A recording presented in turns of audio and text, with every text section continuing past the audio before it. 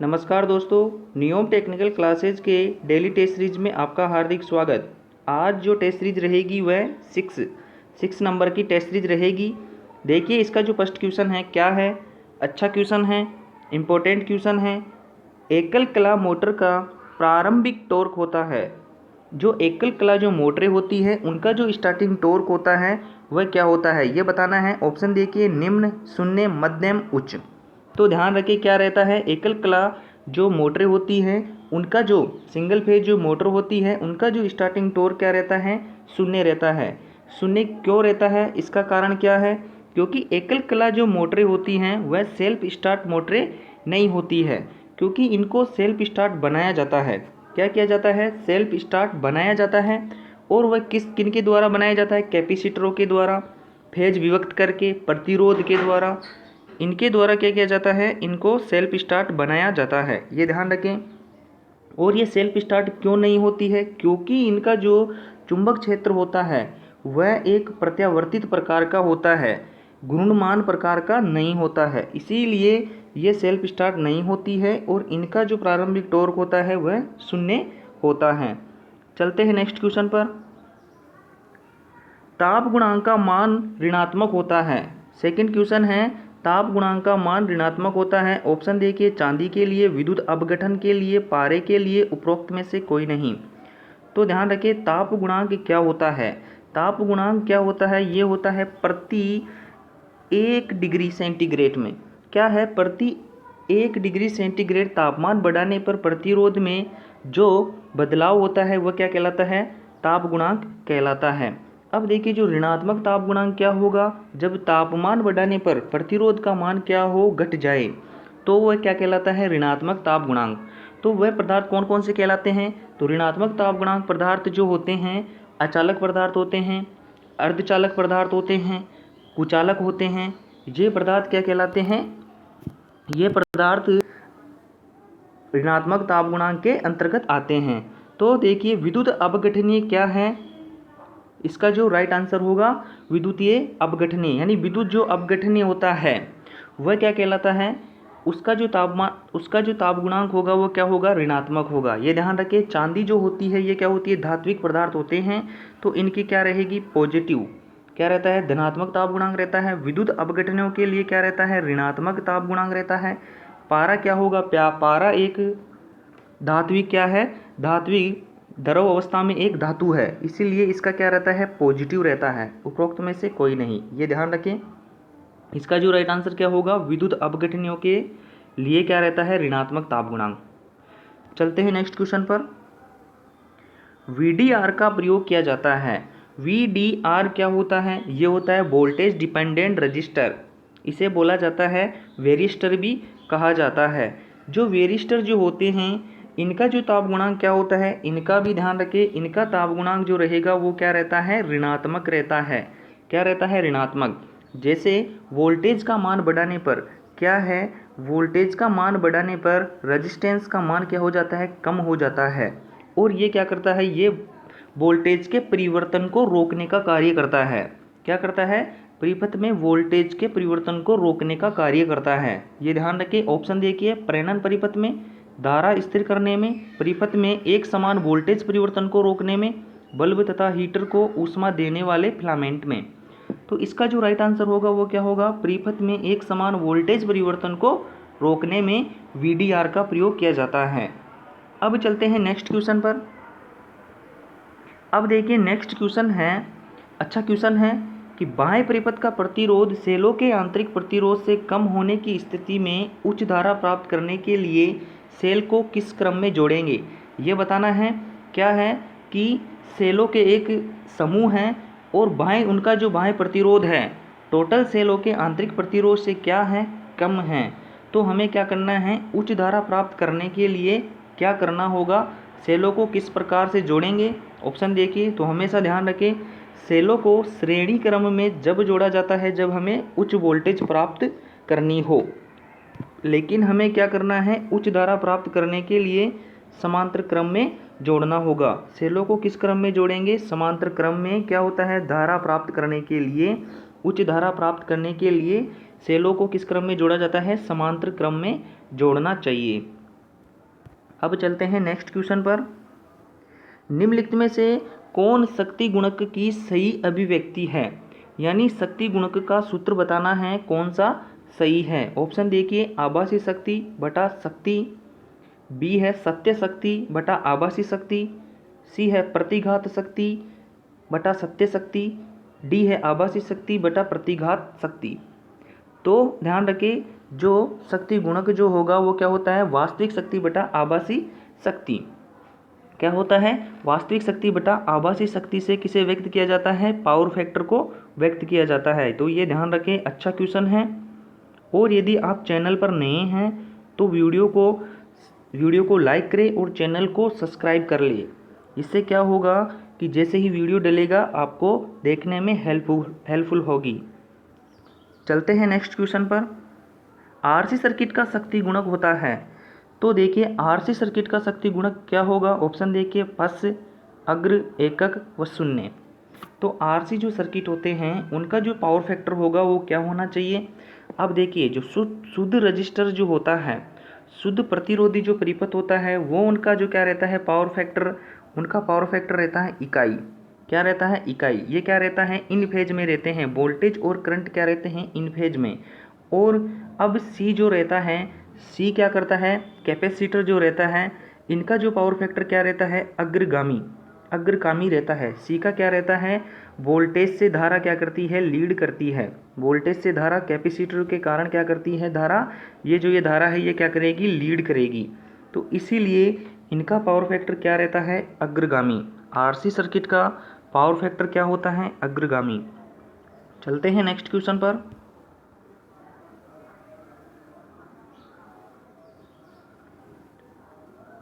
MCB एक circuit को संरक्षित करता है। अब देखिए, एमसीबी जो होता है वह किससे सुरक्षा करता है। ऑप्शन देखिए, केवल शॉर्ट सर्किट से, केवल अतिभार से, सी है शॉर्ट सर्किट एवं अतिभार दोनों से, डी है इनमें से कोई नहीं। तो ध्यान रखिए, जो एमसीबी जो होता है वह किससे सुरक्षित करता है, वह शॉर्ट सर्किट व अतिभार दोनों से क्या करता है, सुरक्षा करता है। इसका जो एमसीबी होता है इसका पूरा नाम क्या होता है, मिनिएचर सर्किट ब्रेकर। क्या होता है, मिनिएचर सर्किट ब्रेकर इससे बोला जाता है। ये क्या क्या करता है, ये शॉर्ट सर्किट से सुरक्षा करता है और अतिभार ओवरलोड से भी क्या करता है, ये प्रोटेक्शन देता है।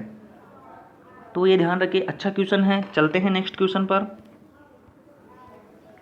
निम्नलिखित में से कौन सी सिंगल फेज मोटर उत्तम पावर फैक्टर देगी।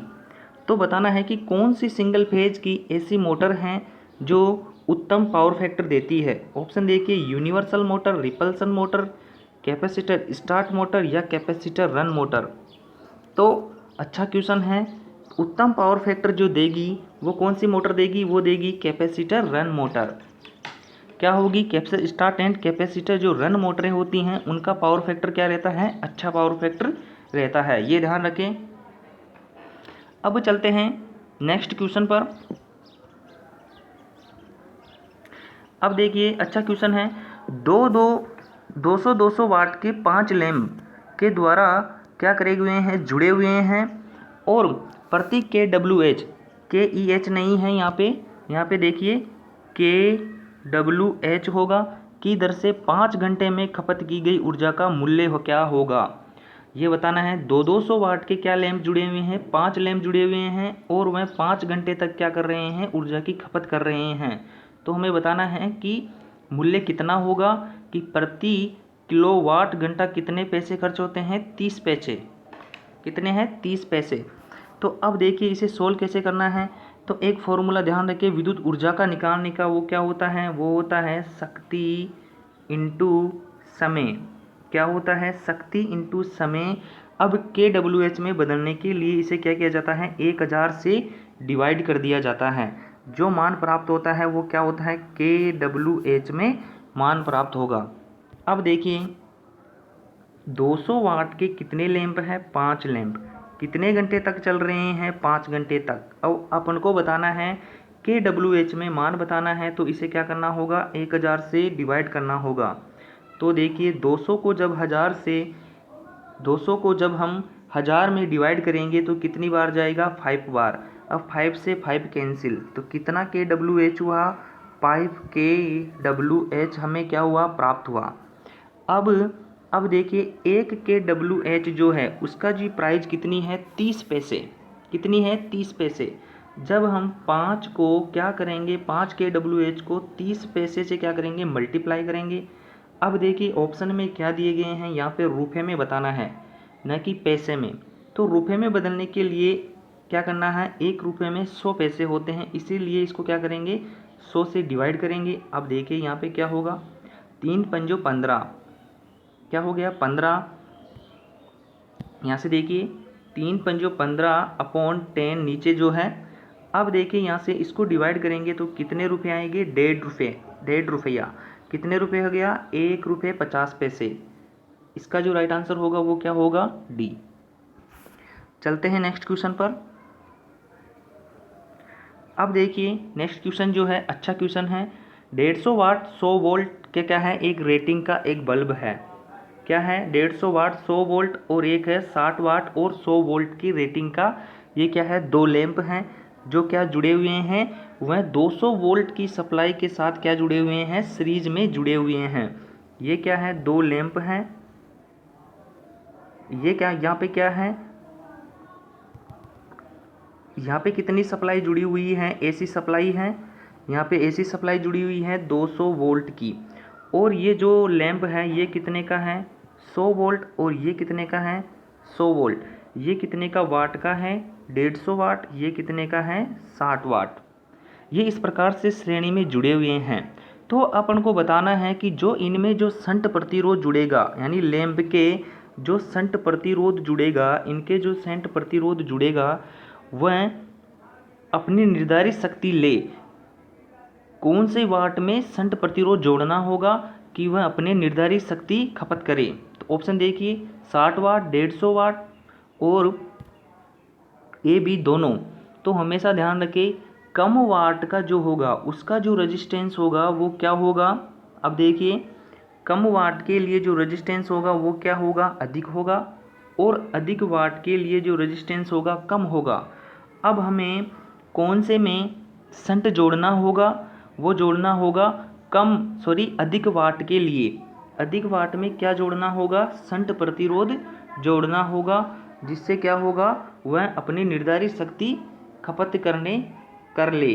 तो इसके लिए कौन सा होगा, 150 वाट। क्या होगा, 150 वाट। चलते हैं नेक्स्ट क्वेश्चन पर। किसी जनित्र के चुंबकीय क्षेत्र में गतिमान किसी चालक की गति की दिशा को विपरीत करने पर धारा प्रवाह पर क्या प्रभाव पड़ेगा। यदि कोई जनित्र है वह क्या कर रहा है, चुंबक क्षेत्र में गतिमान कर रहा है, और जो वह गतिमान चालक की यदि हम घूर्णन दिशा उनकी विपरीत कर दें तो उत्पन्न होने वाली धारा क्या होगी। ऑप्शन देखिए, कोई प्रभाव नहीं पड़ेगा, धारा प्रवाह रुक जाएगा, धारा प्रवाह की दिशा विपरीत हो जाएगी, धारा प्रवाह का परिमाण घट जाएगा। तो इसका जो राइट आंसर होगा वो क्या होगा, वो होगा धारा का प्रवाह विपरीत हो जाएगा। क्या हो जाएगा, धारा का प्रवाह भी क्या हो जाएगा, विपरीत हो जाएगा। यदि हम घूर्णन दिशा विपरीत कर देते हैं तो धारा का प्रवाह की दिशा भी क्या हो जाएगी, विपरीत हो जाएगी। ध्यान रखें, अच्छा क्वेश्चन है। चलते हैं नेक्स्ट क्वेश्चन पर। डीसी शंट मोटर की घूर्णन गति को उसकी पूर्ण गति से अधिक किया जा सकता है। यदि कोई डीसी शंट मोटर है उसकी गति को हमें क्या करना है, उसकी गति को पूर्ण गति से अधिक करना है। तो क्या करना होगा, देखिए एक फॉर्मूला होता है N समानुपाती EB अपॉन फ्लक्स। अब यहाँ से इसका राइट आंसर होगा, यदि हम फ्लक्स का मान कम कर दें, यदि हम फ्लक्स का मान कम कर दें तो क्या होगा, स्पीड अधिक होगी। हमें क्या करना है, पूर्ण भार गति से अधिक करना है, तो क्या होगा, क्षेत्र धारा को घटाना होगा। यदि हमें स्पीड कम करनी होगी तो क्या होगा, क्षेत्र धारा को बढ़ाना होगा। तो ये ध्यान रखें, अच्छा क्वेश्चन है। तो क्या होगा, क्षेत्र धारा को घटाना होगा। चलते हैं नेक्स्ट क्वेश्चन पर। उच्च आवृत्ति, यानी उच्च आवृत्ति कौन सी होती है, मेगाहर्ट्ज में, पर कार्य करने हेतु अभिकल्पित ट्रांसफार्मर में किस प्रकार की क्रोड का प्रयोग किया जाता है।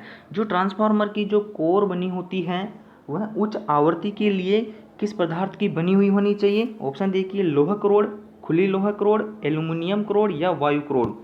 तो ध्यान रखिए किसकी बनी होगी, वायु क्रोड, जिसे क्या बोला जाता है, फेराइट कोर भी बोला जाता है। इसका जो राइट आंसर क्या होगा, वायु क्रोड। चलते हैं नेक्स्ट क्वेश्चन पर। प्रत्यावर्ती धारा को किसके द्वारा मापा जाता है। तो प्रत्यावर्ती धारा को किसके द्वारा मापा जाता है, ऑप्शन देखिए, इंडक्शन एमीटर, मूविंग आयरन प्रतिकर्षण वोल्ट मीटर, या स्थायी चुंबक एमीटर, या इलेक्ट्रोस्टैटिक एमीटर। तो ध्यान रखिए धारा को किसके द्वारा मापा जाता है, एमीटर के द्वारा। और प्रत्यावर्ती धारा को किसके द्वारा मापेंगे, इंडक्शन एमीटर के द्वारा। मूविंग आयरन वोल्ट मीटर के द्वारा नहीं मापा जाता है, और एमीटर स्टैटिक एमीटर के द्वारा भी नहीं नापा जाता है। तो किसके द्वारा मापा जाता है, इंडक्शन एमीटर के द्वारा इसको मापा जाता है। अब चलते हैं नेक्स्ट क्वेश्चन पर।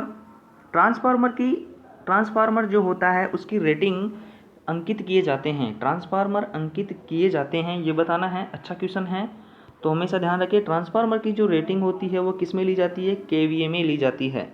केवीए में क्यों ली जाती है, क्योंकि इसमें ट्रांसफार्मर में क्या होते हैं, दो लॉसेज होते हैं, एक होते हैं कॉपर लॉस, एक होते हैं आयरन लॉस। कॉपर जो लॉस होते हैं वह किस पर निर्भर करते हैं, धारा पर, इसलिए एम्पियर। और जो आयरन लॉसेज होते हैं वो किस पर निर्भर करते हैं, वोल्टेज पर, इसीलिए इसको वोल्ट में, और ये उच्च क्षमता के बनाए जाते हैं, इसीलिए इसको किलो के गुणक में लिया जाता है। किलो वोल्ट एम्पियर क्या हो जाएगा, किलो वोल्ट एम्पियर। ध्यान रखिए वह मशीन जो क्या करे, ऊर्जा को एक स्थान से दूसरे स्थान पर ट्रांसफ़र करे, तो उसकी रेटिंग केवीए में ली जाती है। और यदि विद्युत ऊर्जा का खपत करे, यदि कोई मशीन विद्युत ऊर्जा को क्या करे, खपत करे, तो उसकी जो रेटिंग ली जाती है वो किलोवाट में ली जाती है। मोटर की जो रेटिंग होगी वो किस में ली जाती है, किलोवाट में ली जाती है। और KWH ये क्या होता है, विद्युत ऊर्जा का मात्रक होता है। ध्यान रखें।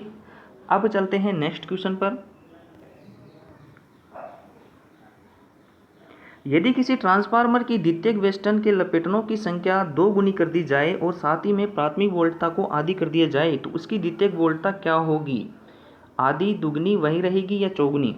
अब देखिए इस ऐसे प्रश्नों को सोल्व करने के लिए क्या होगा, इस फॉर्मूले का प्रयोग करें, E2/E1 बराबर N2/N1।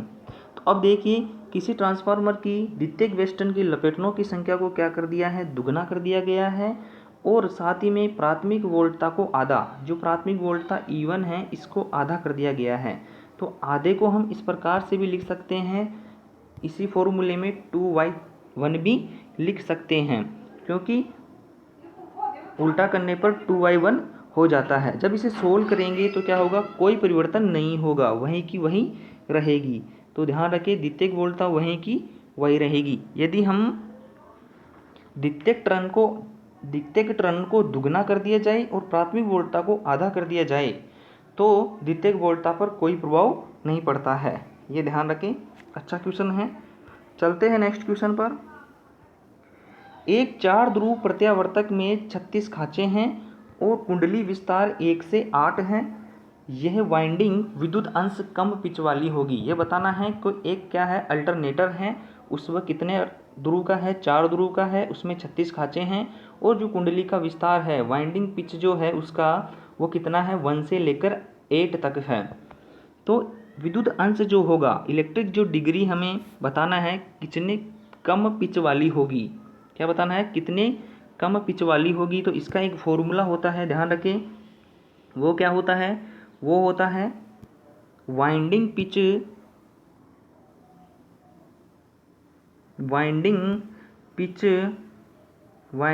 बटा पोल पिच इंटू 180। क्या करना होगा, 180, क्या होगा, 180 डिग्री। अब देखें वाइंडिंग जो पिच होगी, अब देखिए क्वेश्चन को देखिए, वाइंडिंग पिच कितनी है, यहाँ से देखें वाइंडिंग पिच कितनी है, वाइंडिंग पिच है 1 से लेकर 8 तक। क्या है, 1 से लेकर 8 तक है। तो इसमें कितने खाँचों में वाइंडिंग की जाएगी, 7 खाँचों में वाइंडिंग की जाएगी। और देखिए कितनी की जाएगी, 7 खाँचों में।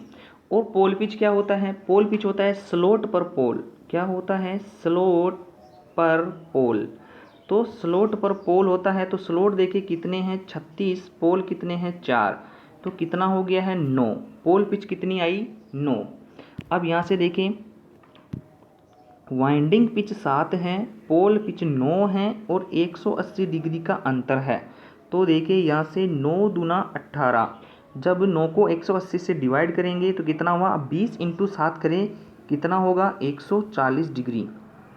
अब ये क्या बताना है इसमें, देखिए कितने पिच अंश है, कितने पिच मतलब कितने अंश कम पिच होगी, यानी 180 होने में कितने कम हैं।